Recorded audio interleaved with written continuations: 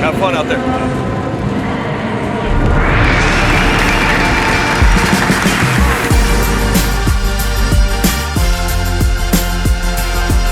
I am so excited to announce RHEL 10.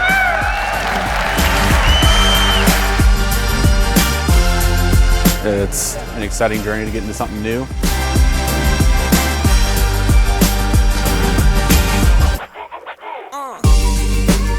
I'm most excited about Red Hat Enterprise Linux 10. I'm about to go to a session in a few minutes to learn about the new security features.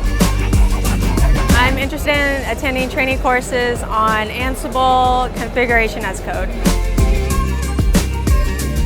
I'm really excited to announce our latest Red Hat AI product, Red Hat AI Inference Server.